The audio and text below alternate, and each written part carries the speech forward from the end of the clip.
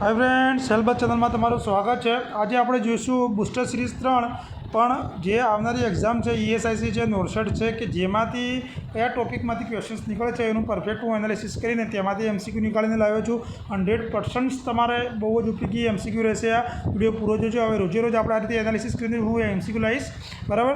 तो शुरुआत करिए। Question number 1, while performing an endotracheal tube ET sections, the nurse observed that the client is having sudden severe tachycardia. Which of the following should be the immediate response of the nurse? અને તમે તમારું ઇવેલ્યુએશન્સ કરતા રહેજો।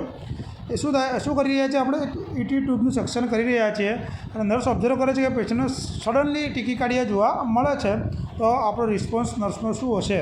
Option છે A, continue the sections; B, stop the sections and perform reoxygenations; C, hyper oxygenated before sectioning; D, call the physicians। तो आनी अंदर आपणो शुं जवाब आवशे? तमे तमारी रीते तमारो आंसर लई अने पछी मने कॉमेंट करजो के साचा पड़े छे। तो अंदर आपणो जवाब रहेशे B, stop sections and perform reoxygenations, बराबर। हवे आनी अंदर आपणो जवाब रहेशे B।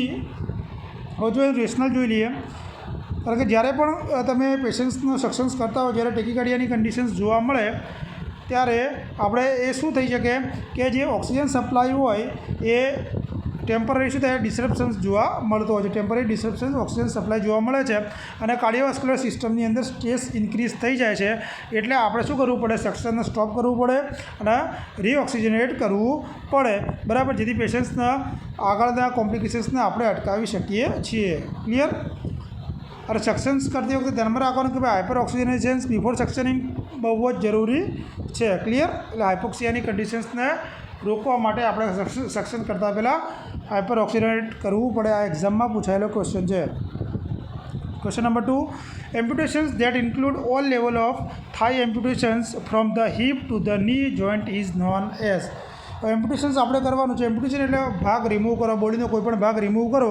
हवे एनी अंदर के थाई एम्पुटेशन्स हिपथी लईने नी जॉइंट सुधी करीए अने आपणे शुं कहीए छीए? ट्रांसफ्यूमरल एम्पुटेशन्स, ट्रांसटिबियल एम्पुटेशन्स, लोअर लिम एम्पुटेशन्स के पछी हिप डिसआर्टिक्युलेशन्स एम्पुटेशन्स।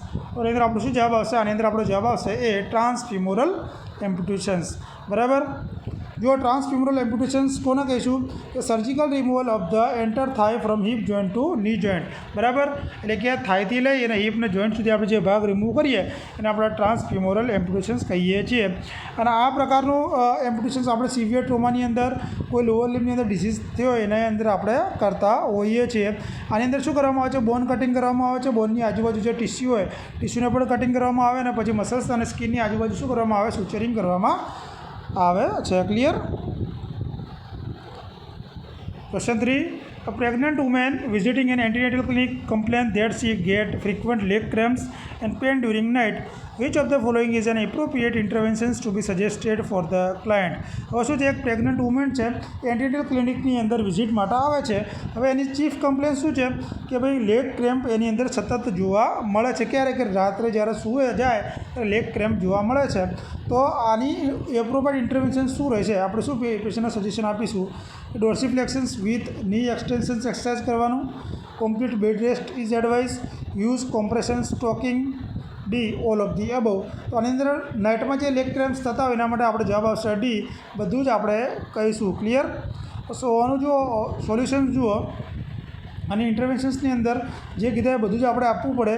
અને શું થઈ જાય કે જે મસલ્સ હોય એ સ્ટ્રેસ થવામાં હેલ્પરૂપ થાય અને જે લેગ ક્રેમ્પ્સ પણ ઓછા થઈ શકે છે, બરાબર। અને જે તમે કમ્પ્લીટ બેડ રેસ્ટ આપશો તો શું થઈ જાય છે કે ઓવર એક્સર્શન્સનું જે રિસ્ક હોય એ રિડ્યુસ થઈ જાય છે, બરાબર। અને કોમ્પ્રેશન સ્ટ્રોકથી શું થઈ જાય છે? એનું સર્ક્યુલેશન ઇમ્પ્રૂવ થઈ જાય છે અને લેગ્સની અંદર જે ડિસ્કમ્ફર્ટ હોય એ ઓછો જોવા મળે છે। ક્લિયર?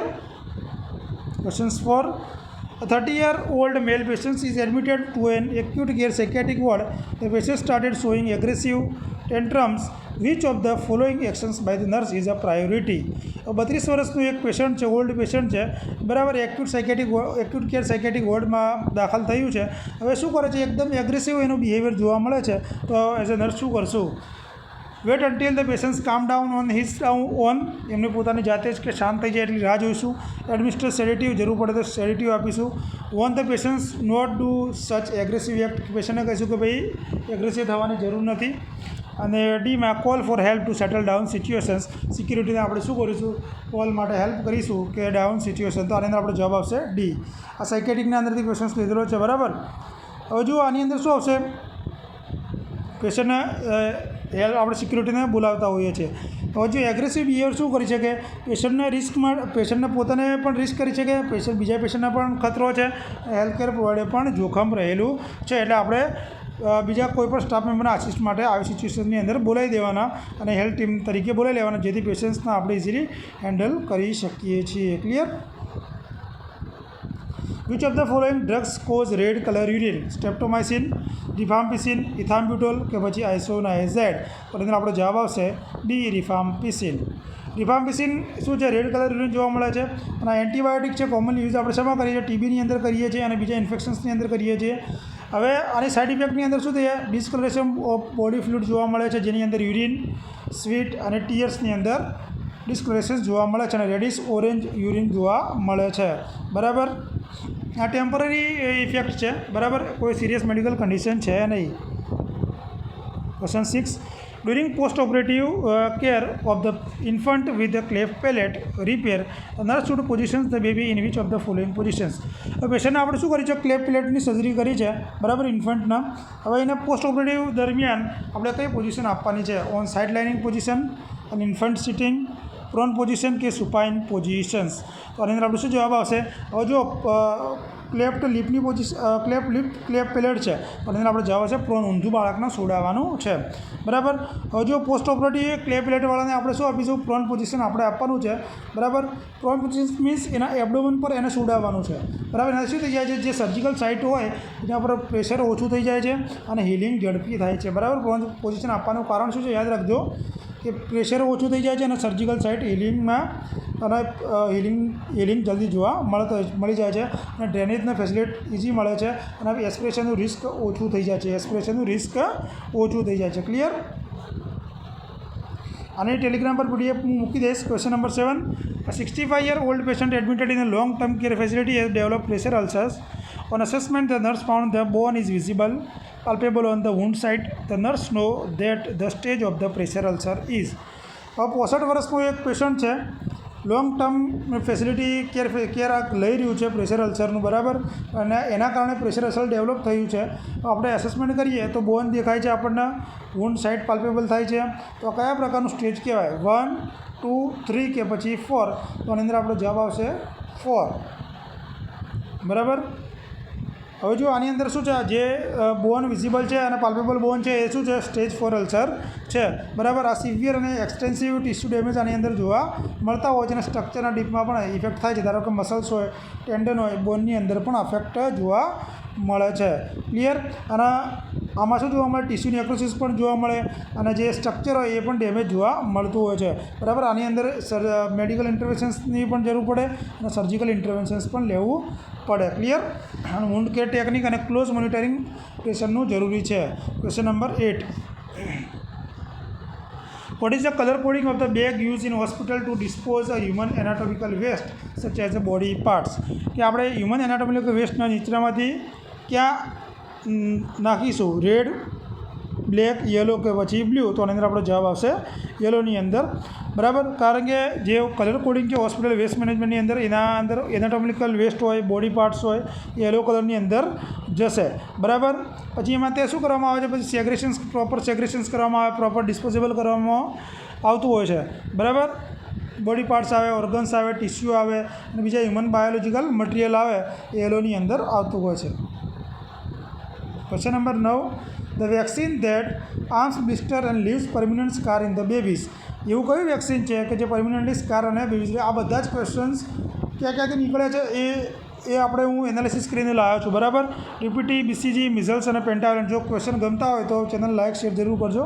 BCG, બેસિલસ, કાલ્મેટ, ગ્યુરિન, બરાબર. પેન્ટાવેલેન્ટમાં 5 રસીના તમને નામ આવડવા જોઈએ. હવે શું થઈ જાય, BCGની અંદર બ્લિસ્ટર જોવા મળે છે અને પરમિનન્ટ સ્કાર જોવા મળતું હોય છે. બેસિલસ, કાલ્મેટ, ગ્યુરિન એ આપણે TB સામે રક્ષણ કરે છે, બરાબર. એ એક્ઝામમાં પૂછાય છે. ID આપણે આપીએ છીએ અને 0.5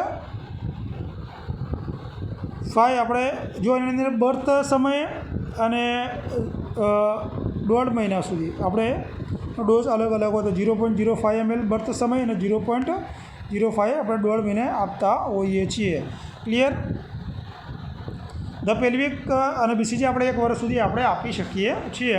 the pelvic shape that has the poorest prognosis from the vaginal delivery, કે એવું કયા પ્રકારનું પેલ્વિસ છે કે જેનું પ્રોગ્નોસિસ પુઅર છે? પ્લેટિપોઇડ, એન્થ્રોપોઇડ, એન્ડ્રોઇડ કે પછી ગાયનેકોઇડ? તો આની અંદર આપણે શું જવાબ આવશે? જવાબ આવશે એન્ડ્રોઇડ. જો એન્ડ્રોઇડની અંદર શું હોય, ખાસ કરીને મેલ પેલ્વિસ હોય ને, કે એનું જે પેલ્વિક ઇનલેટ હોય કેવું હોય? નેરો હોય, અને સેક્રમનો ભાગ કેવો હોય છે? મોર પ્રોમિનન્ટ ભાગ એની અંદર જોવા મળે છે. એના પરિણામે શું થઈ જાય છે? જે ફિટલનું પેસેજિંગ હોય છે એની કેપેસિટી ઘટી જાય છે. બરાબર. એના પરિણામે લેબર વખતે બહુ જ ડિફિકલ્ટી પડે છે. Clear. Question 11. Which of the following colour IV cannula is use for infant? તો નીચેનામાંથી કઈ કલર કોડિંગ ઇન્ફન્ટ માટે યુઝ થાય છે? તો આ જ્યાંથી ક્વેશ્ચન્સ લેતા તે આનાથી બીજા ક્વેશ્ચન્સ પણ બની શકે. બરાબર. ગ્રે, પિંક, યલો કે ગ્રીન? તો યલો કલર આપણે ઇન્ફન્ટ માટે યુઝ કરીએ છીએ. બરાબર. Therapeutic use of paracetamol is, કે પેરાસિટામોલનો થેરાપ્યુટિક યુઝ શું છે? Prevent nausea, vomiting, pain relief, motion sickness કે પછી ઓલ ઓફ ધી અબોવ? તો જો પેરાસિટામોલ શું છે? એન્ટીપાયરેટિક છે. શું છે? એન્ટીપાયરેટિક ડ્રગ્સ છે. બરાબર. તો એ પેન રિલીફ માટે પણ આપણે યુઝ કરીએ છીએ. એસિટામિનોફેન આપણે યુઝ કરીએ છીએ. બીજું નામ આ પૂછાય છે ભાઈ, એસિટામિનનો ઓવરડોઝ હોય તો લીવર ડેમેજ થાય. શું થાય? લીવર ડેમેજ થતું હોય છે. બરાબર. એટલે યાદ રાખજો, ખાસ આ એક્ઝામમાં વારંવાર પૂછાય છે.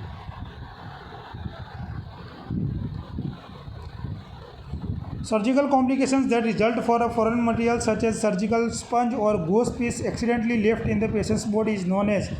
તો કોઈપણ આપણે સર્જિકલ ઓપરેશન્સ કરતા હતા તો સર્જિકલ કોમ્પ્લિકેશન સ્વરૂપે કોઈપણ ગોઝ યા સ્પંજ અચાનક એટલે ભૂલથી એ અંદર રહી જાય બોડીની અંદર, તો એને શું કહીશું આપણે? સર્જિકલ હિમોસ્ટેટિક સિન્ડ્રોમ્સ, ગોસી ફાઇબોમા, આઇડિયોપેથિક નેક્રોસિસ કે ગોસિપિયમ હર્સુટમ? તો આની અંદર આપણે શું જવાબ આવશે? જવાબ આવશે આન્સર બી. શું આવશે? બી. બરાબર. ગોસી પાઇબોમાની અંદર શું થાય? કોઈ રેર કન્ડિશન્સની અંદર જોવા મળતી હોય છે. સર્જિકલ ઇરર, સિરિયસ સર્જિકલ ઇરર છે. આની અંદર શું થાય? જુદા જુદા કોમ્પ્લિકેશન થઈ શકે. ધારો કે ઇન્ફેક્શન્સ થઈ જાય, એબ્સેસ ફોર્મેશન થાય, ગ્રેન્યુલોમા ફોર્મેશન્સ થાય, અમુકવાર ઓર્ગન્સ પણ ડેમેજ થઈ શકે છે. બરાબર. એટલે આપણે જવાબ આવશે A. Clear. Question number 14. Which of the following position is advise to relieve cold compressions during labour? Cold compressions દરમિયાન, લેબર દરમિયાન આપણે કોલ્ડ કોમ્પ્રેશન જોવા મળે તો કઈ પોઝિશન આપશો તો પેશન્ટને સારું લાગશે અથવા રિલીવ થશે? તો સુપાઇન, લેફ્ટ લેટરલ, સ્ટેપ ટેન્ડલબર્ગ કે પછી લિથોટોમી? તો આની અંદર જ્યારે કોલ્ડ કોમ્પ્રેશન્સ હોય ત્યારે આપણે લેફ્ટ લેટરલ પોઝિશન્સ આપીશું. Question 15. Nurse was giving instructions to a postpartum mother of a newborn with hyperbilirubinemia. Which of the following is an appropriate instructions? કે પોસ્ટપાર્ટમ મધર છે, ન્યૂબોર્નમાં શું જોવા મળે છે? બિલિરુબિનનું લેવલ વધારે જોવા મળે છે, હાઇપરબિલિરુબિનેમિયા. તો નીચેનામાંથી શું આપણે ઇન્સ્ટ્રક્શન આપીશું? A withhold breast feeding if phototherapy is continue. B substitute breast feeding with formula feeding. Continuous breast feeding every second hourly. Routine supplementary feeds are recommended. હવે જ્યારે હાઇપર બિલિરુબિનનું પેશન્ટ હોય તો આપણે શું કરાવવું પડે? બાળકને વારંવાર બ્રેસ્ટ ફીડિંગ વધારવું પડે. તો આપણો જવાબ આવશે C, continuous breast feeding every secondly અવરલી. બરાબર. જો વિડીયોઝ તમને ગમ્યો હોય તો લાઇક, શેર, કોમેન્ટ જરૂર કરજો. ચેનલ પર પહેલી વાર આવ્યો તો સબસ્ક્રાઈબ કરવાનું ભૂલતા નહીં. વિડીયો જોવા માટે બધાનો આભાર. કાલે મળીએ આવા એનાલિસિસ MCQ સાથે. Thank you.